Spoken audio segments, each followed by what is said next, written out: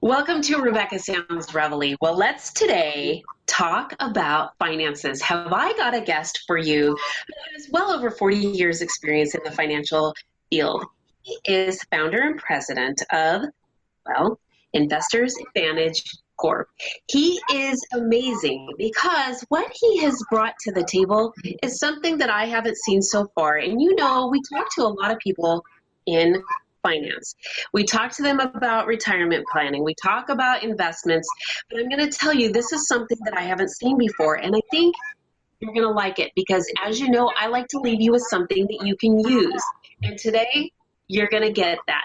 This is about delivery. And not only am I going to deliver it to you, but my guest today is going to be able to do that for you as well. He's a registered principal at Securities America Financial Corp. His holding series is 7, 24, and 63 securities. Those are his licenses, and he's duly licensed in both life and disability insurance. He's a contributing columnist at the Wave newspapers. I love this. And he's a master certified and charter member at Dent Research. I have so much exciting information about what we're going to talk about today because, like I said, it's stuff that you're going to be able to use. And I really want to make sure that you take advantage of the things that we're going to talk about today. So without any further ado, with me today is John Grace. Welcome. Thank you, Rebecca. Good to be with you. I'm really excited because we're talking a little bit off air. And one of the things that I shared with you is I don't ever talk with anybody that really has this formula or something concrete that allows you to really lay it on the table like it is. And you have something that is just that. This is true. And by the way, many of us have access to the same technology. I'm talking about my peers who, unfortunately, I often apologize for because when we say I've been in the business for 22 and a half years, what we really mean is I've been in the business 1 year and I repeated it 22 and a half years times. Okay. So I just keep repeating what I was taught, and now I'm going to keep repeating what I said. And that way there's no information here. Well, we don't like to get to go like that. And we work a lot with engineers and they don't like that at all because they think it sounds salesy. And guess what? I would agree. So at the end of the day, it's about, remember sometimes you'd come home and it used to be, how was school? And then it became, what did you learn? What can you share with me that I can tell you actually were paying attention in the classroom as opposed to just sitting there? Because I don't know if you were sitting there throwing spitballs and I'm going to have to hear from the principal later tonight. Yeah, I don't want to do that.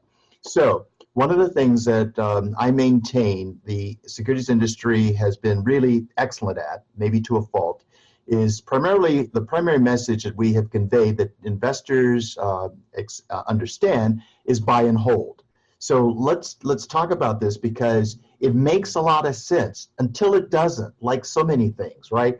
So many investors have been investors for a while and they've seen 50% losses, 00 to 02, again, 08, 09. And that was just fine when we're making contributions to our account. We can afford that kind of negative volatility, particularly since we don't need the money and we can add more shares to the equation. So now we can see markets decline, but it's kind of like getting more seashells when the tide is out. This isn't the time that we're going to be using this money. So the stratosphere or the explanation of buying and holding makes all the sense in the world when we don't need the money or we're continuing to add to our accounts. But I'm going to submit to you, there's a demarcation line at the point that people start taking withdrawals. And let's understand, the folks with the money primarily are baby boomers born 1946 to 1964. So that would put, I think, Michelle Obama this year around 55 at the lower end, younger end, Donald Trump, Bill Clinton, George W. all turned 73 this year. What this means is we have 76 million people who are getting into their 70s. What's new about that is at 70, you have to start taking withdrawals from all of that money you put in traditional retirement accounts. And the two things that people at the early ages don't recognize is that the withdrawal level is 3.65% at 70, and it goes up every year for life. You can't stop it. And at Ouch. 95, for example, the schedule is that, oh, God bless you, you've stuck around and the government wants to tax this money. So now the withdrawal rate is 11%. That's huge. That's huge. All right. So let's suppose, just for our scenario here, that anyone you know, maybe it's you, maybe it's me, it's increasing numbers of us, that's for sure, with 10,000 people a day turning 65 through 2030. Let's say you had $1 million on January of '08 and that you were 70 years old. Let's just make the math really simple, assuming that you only took out $30,000, 3% of $1 million, not much. But the market hurricane hit sometime between January '08 and March of '09. And the drawdown is the combination of a 57% loss plus a 30% withdrawal. Now, if we started the year at $1 million, after the loss and the withdrawal, the account value is reduced by $600,000. Okay. Now there's $400,000 in the account. You tell me how you're going to get that $400,000 back to $1 million. I don't think the odds are favorable. Right. Not at all. Not at all. Maybe, yeah, not ever again, right? So no, and you can't predict what the market's going to do after that either. You're precisely on point, because one of the things people say was, well, when I didn't need it, I'm glad I didn't need it, but it's come back. But I need you to look at this from the standpoint, two things. To your point, the market doesn't come back, or certainly not as soon as you have seen it before. And two, you're going to be taking withdrawals, whether you want them or need to, because the IRS imposes that schedule on this money for the rest of your life. So you might want to see that the whole thing, the whole point to buy and hold works when you're making contributions. That friend turns into your foe when you start taking withdrawals, and now the account balance just keeps getting lower and lower. So one of the things that we like to do is not ask people, I'm sorry, going to submit or silly questions. Are you conservative, moderate, or aggressive? I say silly because does anybody know what any of those terms mean? Because I don't either. And sometimes people say, well, I'm conservative, right, and they're 80% stock. So we're like, your portfolio is telling a different story. I hear you. I see this. Let's decide which one is true. But maybe a better question is to really help you determine, to your way of looking at things, what kind of loss can you accept? So when we ask a series of questions, which are available on our website, anybody can go through the 5 or 6 questions to see both the loss in terms of the return and in terms of the account impact. Sometimes we find that people say, I was contributing in '02, I was contributing in '08, '09, but in a couple of years, I'm going to start taking withdrawals. It's a different ballgame, and you're precisely right. So they go through the exercise and they find, wow, we can live with an 8% loss. Then we take the next step when we can, and that is to take the current portfolio and run it backwards. So it would be, Rebecca, let's suppose that the positions you hold today are exactly the same positions you held in January of '08. So let's go back and look to see how 2008 treated your money, because you probably don't remember. And if you're back to even, you probably never looked again. You just, well, it's back. Oh, geez, that's 10 years ago. Oh, my goodness, that's so old news. Well, then you probably don't remember. Market was off 37%.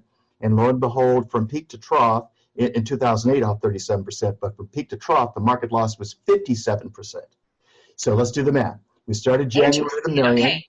March took away 570,000. You spent 30,000. So what was $1 million? $600,000 has gone away, and the account value by March, April of 2009 is 400,000. Really?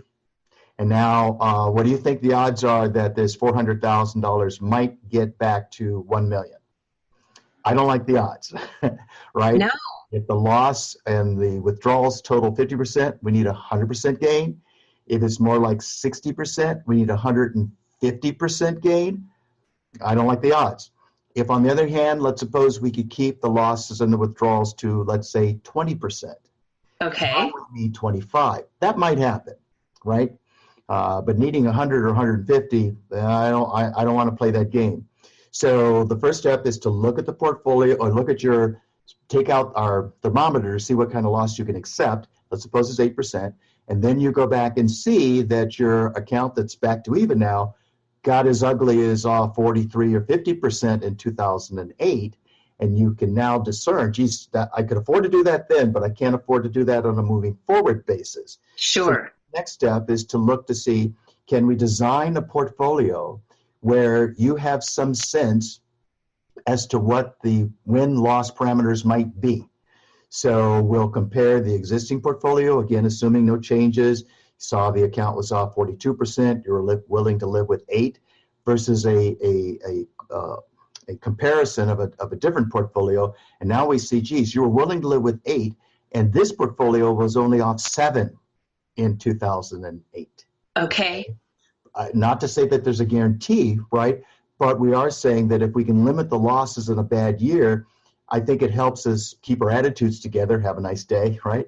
And feel like I can stay in this game because my money hasn't gone south forever, not just for the winter, but forever. So let's limit the losses and design the portfolio, and we can talk about what does that entail, but design the portfolio so that you have a sense that I know my expectations are going to be met. I have reason to believe that my expectations won't turn on me. So the portfolio, to the extent that it performs within the parameters that I can live with, now I can watch the news without being engaged in the news from the standpoint, oh my goodness, September 21 to Christmas Eve, market's off 20%. Whew, what's my account doing? Is it doing that badly? Is it doing worse? No, at that time, that's another way to look at it, by the way, is to go back just at that last quarter. How did your account do? Did it do exactly what the market did? Or was it set in such a way where you can see that the loss was 5% for the third or fourth quarter? And if it's at 5%, you can probably say Merry Christmas. If it's at 20% or more, well, now I'm worried about what happens after Christmas is over. We're starting a new year, and I'm in the hole. So that's the kind of thing that I think is worth pointing out to people. And it is available on our website. That's fantastic. And you're able to utilize this as time goes on so that when there is a shift within the market, you can begin to see what you need to do with the calculator to adjust your portfolio to maintain your goals. Right, or to put, I would say we want to put the parameters in place and the technology in place in advance. So let me say it another way. We can show folks that typically any portfolio, exchange traded funds, mutual funds, there's some percentage of the assets in cash. So let's say 4 or 5%. So let's suppose, again, we've got this $1 million in 2008, and you started the year with 5% cash, but by 12/31, the cash was 60% or more. Okay. So what that means is, the best way I can put it, this is oversimplistic, but I think it helps convey the message. Remember the good old movie Karate Kid, wax on, wax off? Yes. So in 2008, we wanted risk off or wax off. In other words, out of risk assets into safety, whether it's cash, whether it's alternative, some combination of the two. Bonds could have been a good way to go, but let's get the money off the track and put the money on the side, let the train run. So that's risk off in 08. And then 2009, of course, was a very good year. Let's fully invest back to risk assets, risk on, wax on. You know, trains cleared the station. Now we can get all of the gains that we want to get in a very good year because, of course, some people got very scared after 08, went to cash, saw no gains because they were afraid to get back in. Yes. So let's let the system do the work to pull our assets, if you will, out of the way, keeping our assets intact in cash, and then getting back in risk assets, and then monitoring. Here's a question we are charged with. Risk on, risk off. Are we putting more fuel on this fire, let's say in 2009, in a good year, or is it water on this fire in 2008? Get me out. Yes, that makes a lot of sense. Now, a lot of people have said recently that they're expecting another climate like that of 2008. Do you see that coming? And let's just say, whether they're right or wrong, it doesn't matter. We want to protect ourselves. Absolutely. This strategy is the best way to go. It's one way to go, mostly because it's not locked in. It's not keeping you in the game when you want to be in the dugout. All right, you want to be a spectator. Okay, that makes sense. All right. And let's see, the first part you're asking about, well, we're saying it's a two-part strategy. One is the way of actively managing assets, whether it's cash, stocks, bonds, or, well, those are pretty much it. The liquid accounts, cash, bonds, and stocks. So are we all in or all out? But it's on a daily question, the question we want answered is the system continuing to ask the question every day and answering the question every day? Do we want to add fuel, or do we want to put water on this situation so that we can, stay as intact as possible? Because that's really what investors want to do. That's really, really important. Now, your company was created a couple of years ago through a merge. We participated. Well, it actually, we're part of a group of financial advisors that are primarily in Southern California. And so the combined assets under management is about $800 million. So we're part of that team, Elite Financial. So this really tells those who know about finances that you're making smart, sound decisions, because not only are you working with those individually, but your company as a whole is moving forward. You're growing. Things are getting bigger. And that says a lot. Well, it does, and thank you for that. And then the second piece is we believe in greater diversification. So part one is active management. That's our first line of defense, if you will.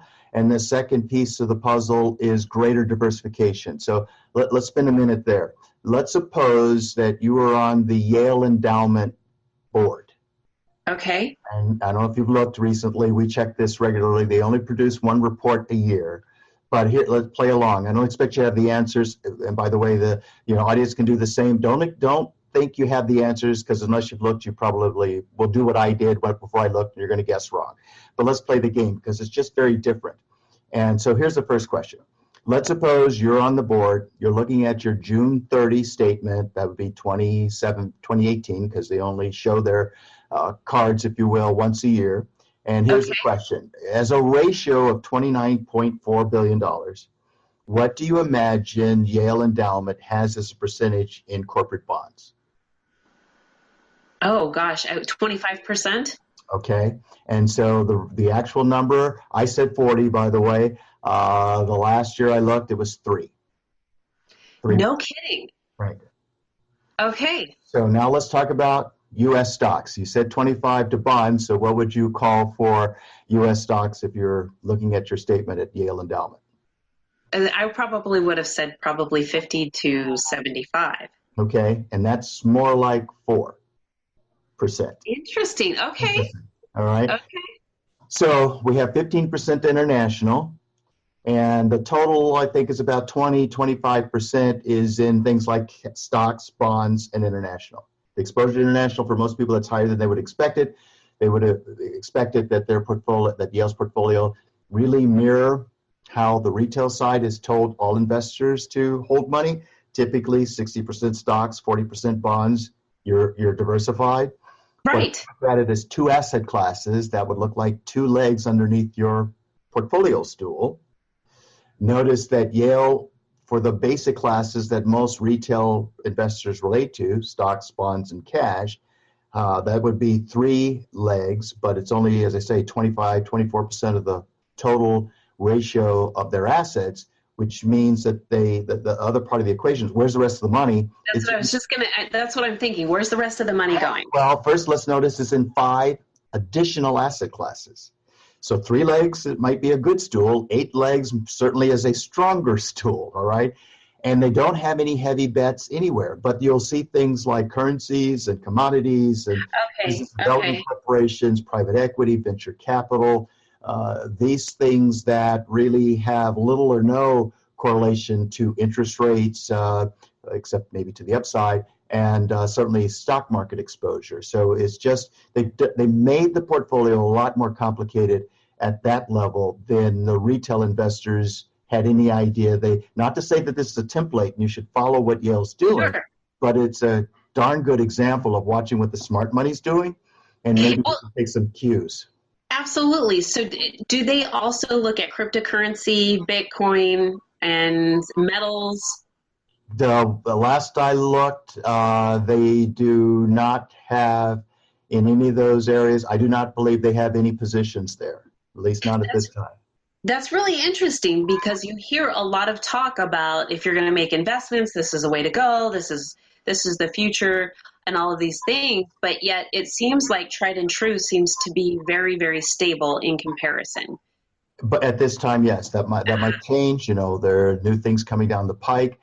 Some of the issues, as you know, is that there's no authority, there's no government involved, so it's truly the wild, wild west. And who knows how this might turn out, but there's no way of measuring or accounting for how your expectations might be met, exceeded, or blown up. This is really interesting. What you have been able to devise with really focusing in and zeroing in on being able to work with individuals is very unique. I like the idea that not only myself, but our viewers can go directly to your website and do the risk themselves, see how this is going to work for me, and then be able to follow it. And not only can I look at it myself, but then I can work one-on-one with you to be able to create a strategy that's going to work for me. Because ultimately, I think there was a lot of people that really woke up to financial awareness that they didn't have before. Somewhere around 2008, it was time to start getting real with money because a lot of people lost big time, whether it was real estate. To your question about 2008, do we see it happening again? I'm going to say it's just really a matter of time, but I'm also going to take a more conservative point of view and to say let's not get lost in trying to get the prediction right. Sure. Let's spend more time on putting the right proposal together. Okay, it's not about the prediction; it's about the protection.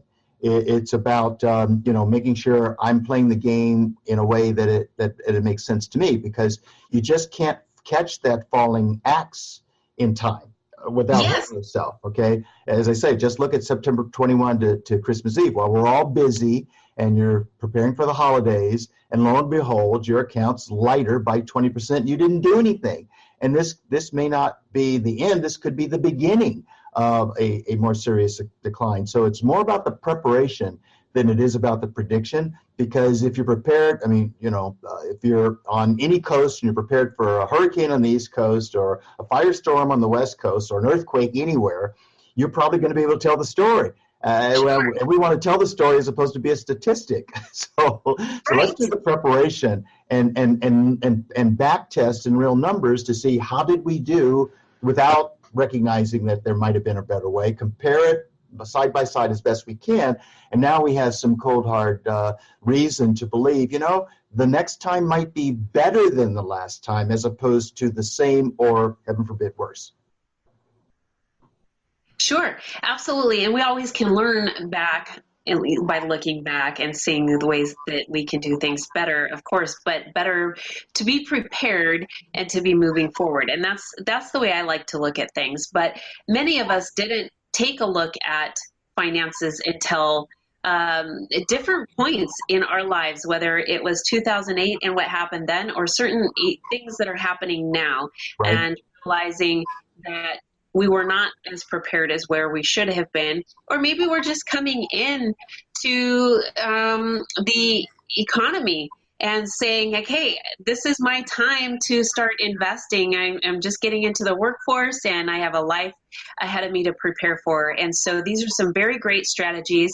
I'd like for you to share with the audience again your website, because I think that this is a good opportunity for them, one, to get familiar with what you have to offer, and two, for them to be able to connect with you. Sure thing. It's pretty simple. It's 3 words all together, ybpoor.com. So I love it. Word Y, B, poor.com. So we try to make it simple so people can not get lost in numbers and zeros and X's and O's. So go to ybpoor.com. In the upper right-hand corner, you'll see a section that says Riskometer, so you can click on that. And there's 2 parts to Riskometer. The first part, I give a little observation as far as what we expect over the next 3 to 6 months. in the way of the market activity, both to the positive and the negative, because who knows how it's going to turn out. So I try to cover both bases in a paragraph or two. I try to keep it short. And then the below that is the actual riskometer, where you look at, what are your numbers? What's your risk analysis? And then so you can click on that and it'll say, okay, what's your account value? You can put it in any number you like.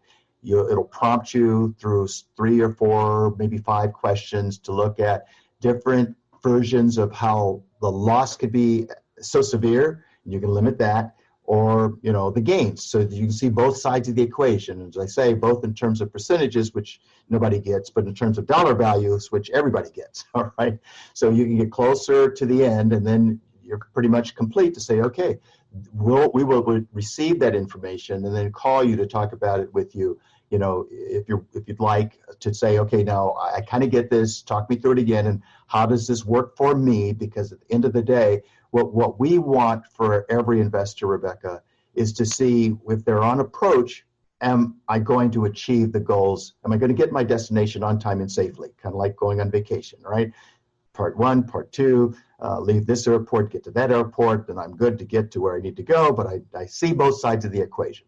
And then for the folks who are in retirement, the question is, can you stay in retirement? And that becomes more challenging when we start taking those withdrawals. So Right. we want to, when we're younger, we can afford volatility, or when we have more time, negative volatility may work for us when we're contributing. Probably definitely won't work to us as we're taking withdrawals, because the snowball's just getting bigger and bigger and the hole's getting deeper and deeper, and we can't stop digging, right? So we want to figure out where is your loss limit. And for example, Mark Cuban, gazillionaire, right? He said a couple of times in the last 24 months that he was 100% hedged. And my real point is, he asserts that he's hedged. Most of us, we may have an idea what that word means, but we don't know if we're hedged according to the way that might be comfortable or appropriate for us at our time and the goals that we're trying to accomplish. So if we can get folks to pay attention to, I have enough money and it looks like I'm going to keep enough money for as long as I'm here, it makes whatever the trade wars turn into, or kryptonite happens somewhere. Oh, that's interesting, but it didn't happen to me, so I'm going to be okay. That's what I want. Well, this has been extremely informative. I know that the viewers are going to really value the information that you shared today, and I think that this is a great opportunity for them to connect with you, and I appreciate you for being here with us and sharing the information that you have with us, John. My pleasure, Rebecca. And I want to thank all of you for tuning in today. What a wealth of information, and pun is intended there. You can go to ybpoor.com and get more information. Check your risk. You really need to know so that you can begin moving forward. This is what we do, is share the information to help you move in a forward direction. I definitely want you to have all the tools on your belt to help you be just as successful as you want to be. Thanks for tuning in. I ask that you share this with all your friends, your family, those that you know, and also those that you don't. This is Rebecca Sounds Reveille.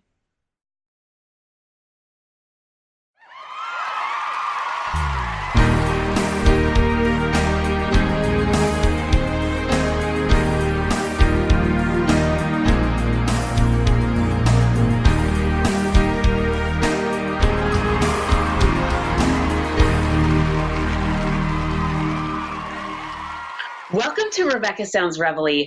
I am really excited today because I have got someone who has a really incredible background.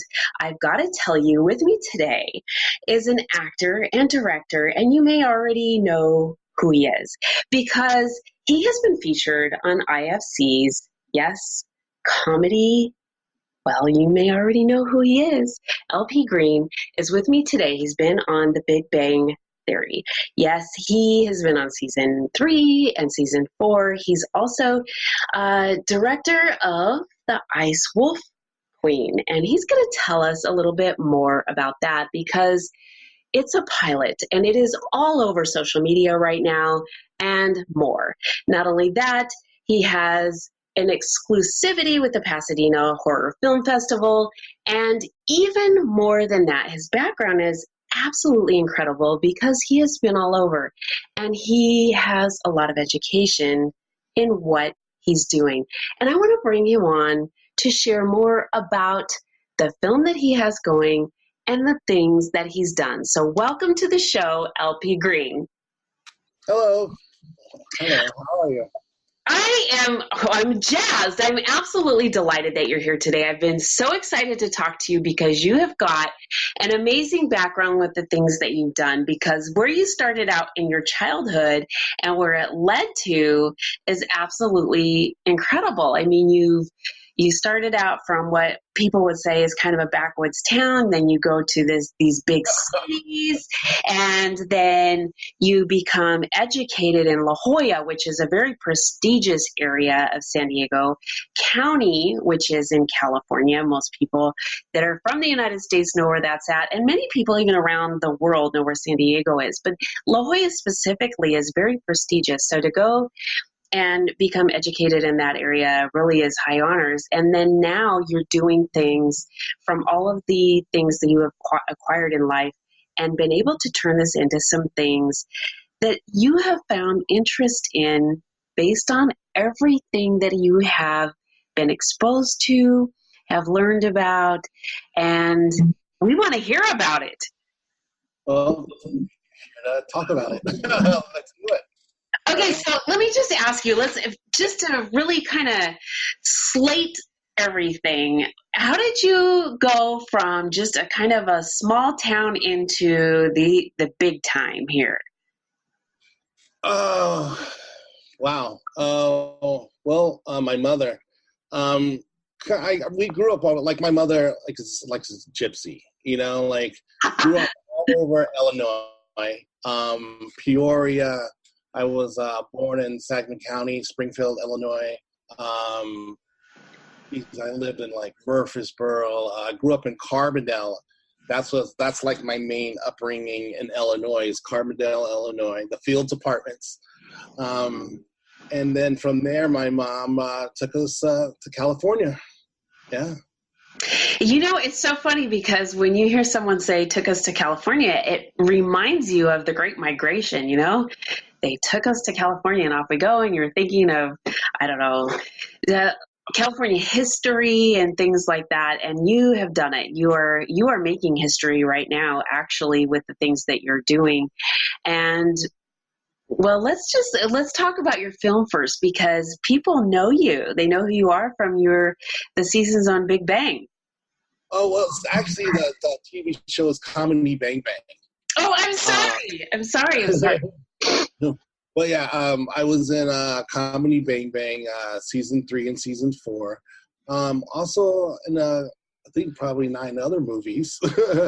Just like, bit parts, small speaking roles, and bit part here, a small speaking role here, doing a stunt job here, getting like pushed around or hit, and then like, hey, or stop, or a small role. But then I was like, I pretty much wanted to show Hollywood what I can do as an actor. I started very young acting back in high school, and I just, one of the things I wanted to do and started like directing my own films was to show what I can do as an actor. So how did you start doing stunt roles? Oh, stunt work? Well, I studied martial arts for a very, very long time. 20 years, 20, 30 years in martial arts. And then when I came to LA, pretty much I started like doing from ground up, doing extra work, and doing stunt workshops where I had to learn how to take martial arts, real fighting, and to learn how to fight for the camera, because God forbid, you hit one of the main actors. Martial artists is trained to hit, and they're not trained to miss. So I had to retrain my body to miss and to work for the camera, And so yeah, it that's takes a time. lot. Yeah. That's a lot of disparity, because when I know from the training that I've done, you do as you train. So when you're used to doing something and you've got to now kind of make adjustments, and these are big adjustments. Oh yeah. Yeah. Right? Yeah. So that kind of is a lot of work on your part to kind of separate the brain from the body in comparison to what you had been trained to do before. So that is a lot of undertaking for you to do. So then you move on, and here you also had your character as Jamal, and have won quite an honor with this role. Oh yeah, I won Best Supporting Actor in a film festival, the Indie Film Festival. Mm-hmm. Yeah, we won Best African American Film, and again, this is a horror film, so that was kind of really, really cool. And I won Best Supporting Actor, so I was really happy about that award, because that's one of the main things I wanted to show by doing this pilot, And you found your interest in horror about what time in your life? Oh, geez. Oh, very, very young. It was kind of forced onto me. Okay, so I was thinking that maybe you found it through arts, or, something that was going on, and you said, okay, well, this is pretty interesting, and I can kind of do special effects, and this is what I like. But now I'm really more intrigued to find out really what drew you in. Well, what drew me into horror, again, was my mother. And when I say I was forced into horror, not really forced, but I'll just tell you a quick story. Back in the 80s, and, there was a thing called latchkey kids. Yes. And so I was a latchkey kid. Yes. And so when my mom would go out working or partying or doing whatever she would sit me with the key around my neck in front of the VCR. Oh my gosh, this is literal. Oh yeah. Wait. I mean, people know about latchkey kids, but they're just envisioning this kid that goes home and they're alone. But literally, you have the key around your neck. Yeah. You're going home, and you're going to what many people don't even realize now that is so foreign and dinosauristic is what is known as a VCR. You got to rent from Blockbuster. Yeah, that's right. Blockbuster Video and Hollywood Video too at the time. Those were the two biggies. No, I was still in Illinois. All this. Yeah, okay. So Blockbuster was it. Yeah, I don't even think we had a Blockbuster in Carbondale. It was just a local video store. Okay. So I gotta go weird here, because a lot of those little video stores over time, they kind of turned out to be weird stores later on. You know what I mean? Oh yeah. This is 80s. Yeah. This is so funny. You're bringing it back. Okay, go on. Yeah. I'm bringing it back because this is how it all started. It is, but I mean, this was reality for us. Now this would be considered child abuse. True, and even the transition going from these videotapes and from. I mean, when we went to these video stores, they had regular movies. And then when the transition went from VHS to DVDs, those little video stores were not G-rated PG stores anymore. They were kind of weird stores. But this was our generation, and that's what we saw, these transitioning things happening. And it's really interesting. But go ahead with your story, because I have to this is so interesting. Okay. No, it's true. It's true. It's very true. And like when she would go out, she would rent, the VCR, and then get like 5 or 6 movies and say, watch these movies, I'll be back. Oh, wow. It would be like Friday the 13th, Freddy, Dream Warrior, not Dream Warriors, that was a little bit later, like A Nightmare on Elm Street. Yes. Mixed in with Pretty in Pink, like a a true like a romantic comedy mixed with a horror, mixed with a romantic comedy, and it was just all over the place, you know. And we're talking horror. We're talking. All right, so then being a latchkey kid, do you remember then the times when you were flipping through the UHF channels and you could kind of get HBO or something and the squiggly little lines coming in? Okay. I'm going to take it even further.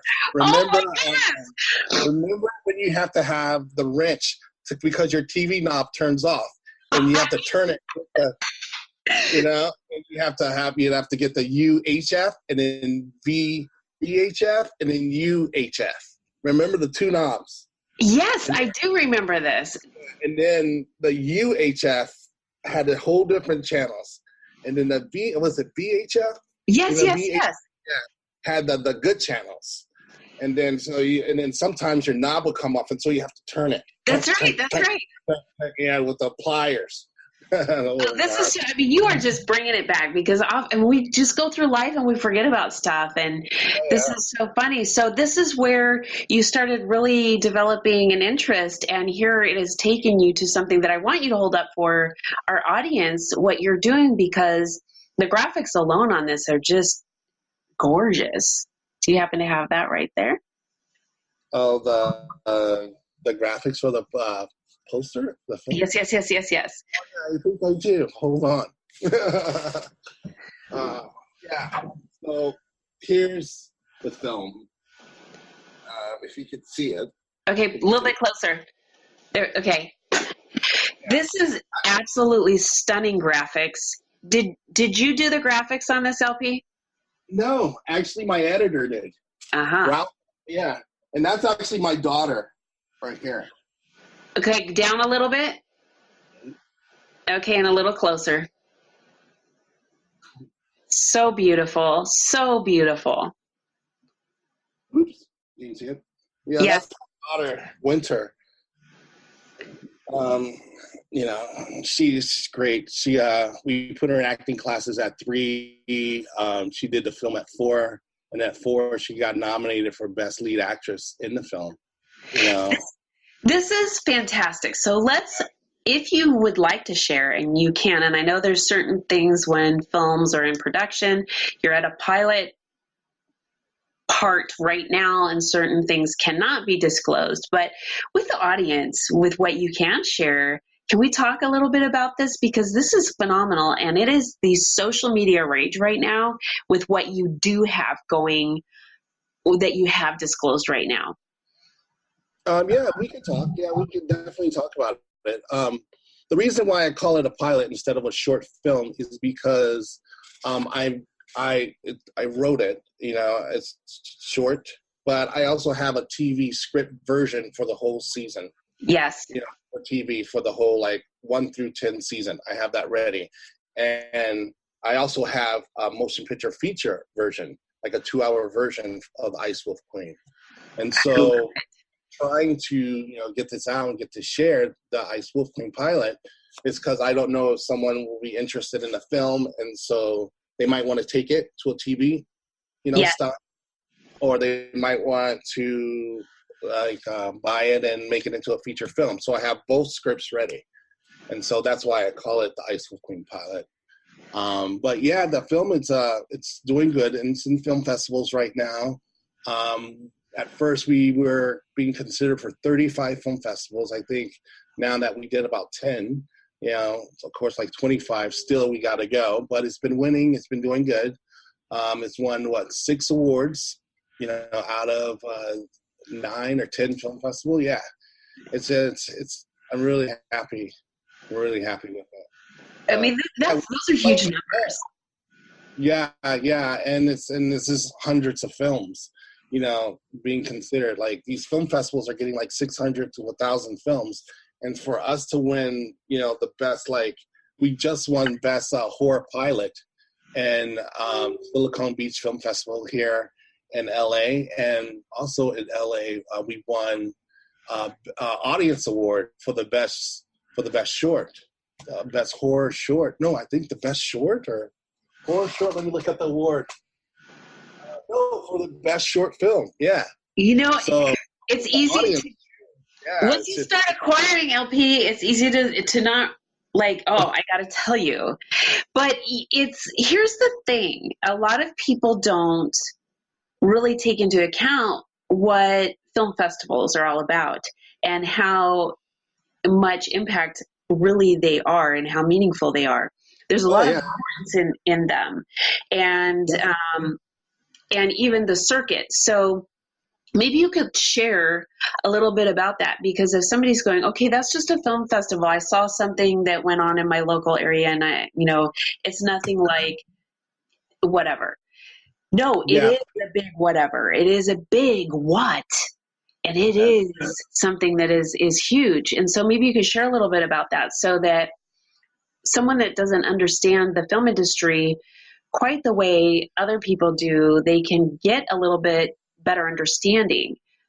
yeah. Well, film festivals is a way you get your film out for people to see it, for studios to see it, for investors to see it, and they're all over the United States, all over the world, and you pretty much put your film in these film festivals and hope for hope for it can compete with all the rest of the thousands of films that sent to film festivals. So, but film festivals is like this: if you're in a band and you're in a band, a music band, you got to go out and play shows to people to hear your music, and for record labels and AR guys to see you and to hire you or to sign you to a record label. Film festivals is the same way. You got to put your film in these festivals so studios can see you, investors can see you, agents can see you, for you to get your film out there. And to win a film festival is your film is winning over hundreds, sometimes thousands of other people's films. And then, you hopefully something will happen. Like there's a lot of films that, that we have today, and then that's been in film festivals for a very long time. There's one, I think it's called Lights Out, which is a very good one. I think it's a 3-minute film that's won some festivals, and it turned into an hour and a half horror movie, which I think it came out in 2017 or 2018. Lights Out, and it's literally like 2 minutes long, but it won. Got like a following online. You can Google it right now and watch the 2-minute version film, and then it turned into this big, Warner Brothers Pictures or whoever signed it, $1 million film. So, but also Napoleon Dynamite. Yeah. Yes, Napoleon Dynamite, and not everybody can get into a film festival, and so I mean, how many people submit? And not only that, but not everybody that does submit has the quality oftentimes that's needed for an investor or for somebody that's looking to pick up a film to really make it. So what you're doing to get the awards that you've done really says that you stand out. It's a massive blessing for you to be able to receive the awards on this scale. So I'm really excited for you. We're really rooting for you on our end and really wanting to push this out, because what you're doing, and for those who know my show, watch the show, the audience members, and for those that don't now, I'm going to just share this, in that the goal of our show is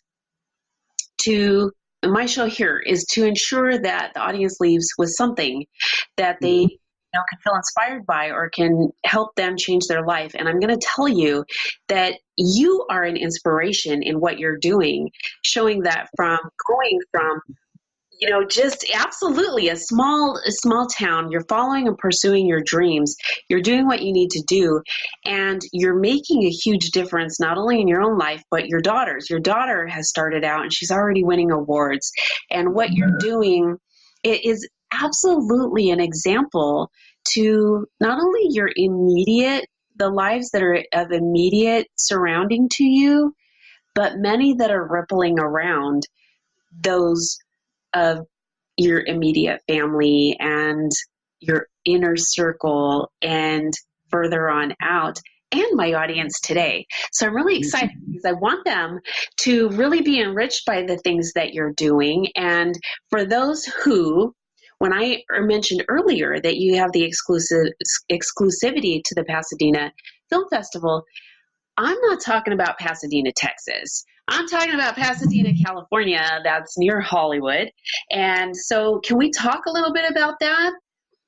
Yeah, I'm putting together this film festival. I'm the founder. Of course, other people are running it, but I wanted to put something together because film festivals has definitely helped me in my career, and of filmmaking, and getting my film out there. And so, just is kind of like a thank you, by starting, this film festival. And I want other people and help other people to get their work out. It's like pass the torch down, and the horror community has been so supportive. Like, wow, they've been really supportive. I mean, man, I got like 3,000 followers on my Instagram, and most of them are horror related, people. I've never had a community that's so supportive, and I just want to say thank you to the horror community. And then the Pasadena Film Festival was my way of saying thank you, because when we celebrate everything that's horror, in filmmaking, and then also looking, help, new filmmakers, get their stuff out and see it in the theater. Like seeing my film in the theater, I think the first place I saw my film was the Chinese theater, Oh. Yeah, and it was the Golden State Film Festival that put my film, in the Chinese theater, and I get to see it on the big screen in the Chinese theater. And again, this is where they release Star Wars. This is where they release Purple Rain. This is the Chinese theater in the middle of Hollywood. And I like literally, I was getting so emotional and just like, thank you to film festivals that did this for me, so like, wow. But no, okay, so you're thanking them, but really you did it. I did it, but so you need to really accept the credit. The film festivals together, you can make wonderful things happen. That's it. There's a lot, yeah. That's it. But you're turning around and doing the same thing by doing the Pasadena, because you just said this, by doing the Pasadena Film Festival yourself, because you said this just a few seconds ago, you're going to give other filmmakers the same opportunity. And that's what I'm talking about with what you're doing here and sharing that with the audience. You're letting them know too, there's opportunities out there, and it's available to them. And you are so inspirational with what you're doing. And I really want to encourage so many people to follow what you're doing and to see what you're doing, to get connected. You are just right now hot out there, and it is really apparent. Yeah, I've got to tell you, I've got lots of feedback from you. You don't even know. I've got, when I have talked about having you on the show, it is just like, what? Really? And yes, yeah, I'm going to have them, I mean, I've been very modest about it and very humbled about it, because I know you, and you have the same passion as I do in the way we look at helping people and what we're doing, also with our own passion too. And so it's been really exciting to hear what I'm hearing and see what I'm seeing. And so I really would like my audience to get connected with you and to ensure that they become your audience and they share with their friends and their family and their colleagues and all their social media friends and family and people that they don't know, and that the word gets out there, because you're really, like I said, you're hot, and there's more to come. It's not going to stop. So I want you to be the one to share with the audience how they can get connected with you, because there's more, and you're on the move. Oh yeah, I'm on social media a lot. I'm through Facebook, LP Green, the Instagram, LP Green. Definitely. Also, my website is officiallpgreen.com. But also, a lot of people, again, things are looking good for me. But if it wasn't for support, for people believing in me, I wouldn't be getting what I'm getting, the attention that I'm getting. Mm-hmm. And then another person is Matt Sherrington, who also helped me write the film and direct the film, because we're both disabled filmmakers. And sometimes while I'm directing the film, I had to stop through medication because I'm recovering from a stroke, and he had to take over directing for me sometimes, a lot of times, and while I'm acting in the film, or producing the film, he was always there for me for support, so, definitely if it wasn't for my support team, and then Tamika Damon, the mother of my children, definitely supported, by watching the children, just watching the children while I go out, just a support team to help, all these little things and all these people that just help in their own way. It's why I'm here. You have a really good point, because oftentimes we don't realize how much, yes, support systems are essential to everything that we do. And even if we have this A personality, A type, and I'm one of them, I can do it. I can do it all. Definitely. No, we can't do it all. We really have to have a support system in place to be effective in what we do in accomplishing it all, because really, it's really amazing what one person can do alone, but it's amazing when we have a team what can be accomplished. Yeah. And yeah, first. That's true. That's true. Yeah, because if you don't believe in yourself first, then other people won't believe in you or help you. And people you have a good point. When you don't believe in yourself, yeah. And so people want to help because they know that you're going to do it, and you're strong. Like, you're a strong person. I know you, and I'm a strong person. And then people, may say, "Oh, wow, he's really going to do it. I want to help him. I want to support them." The drive that we have.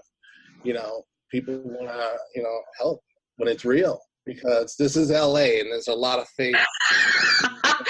It's true, but you made a good point too, because like you said, being disabled, I mean, you don't have a good day every single day. You have a better day some days, and some days are not as great as other days, and you still get up and you make things happen. And that is, you lead by example, and it really inspires other people who aren't in the same position to go, I can do that too. And this is what I'm telling you. I mean, you are so humble and you are so driven to get things done. And even when you have limitations, you're not allowing those limitations to stop you from doing what you want to do to pursue your dream. Yeah, I love film. I love, the things I love. There's nothing going to stop me from loving these things and keep going towards them, I still love this. Disabled, no disease, nothing, I love it. Strong. Yeah, you got to be strong for yourself and for others, Let me ask you a question. This is kind of off the cuff, so you're not going to have time to think about this one. And so this would be, this is geared towards your daughter. If there's a phrase that you could tell your daughter to live by, what would it be? Wow. Just one little phrase. One little phrase. Be yourself. Always be yourself. Okay, and on that note, that's what I'm going to deliver to the audience. Be yourself. We are all unique. We each have something special to offer to this world. That's why we're here. And so you be yourself, and you shoot for the dream that you want to have. Thank you so much for being with me today, LP. You have been such a delight. No problem. Anytime. And for all of you who've been watching, I want to thank you so much for tuning again in to Rebecca Sounds Reveille. This is LP Green. You can find him anywhere. Make sure you check him on IMDb, that you ensure to see what he's calling a pilot. Hold up your yes. It's the Ice Wolf Queen. Yes. Thank you. There we go. There we go. Perfect. So we can see your daughter winner. Okay. And you can catch him on Instagram, Facebook, everywhere. And if for some reason you're not catching him there, contact me and I'm going to get you in contact with him. Thanks so much for tuning in. Again, this is Rebecca Sounds Reveille, and we'll catch you again next week. Bye-bye.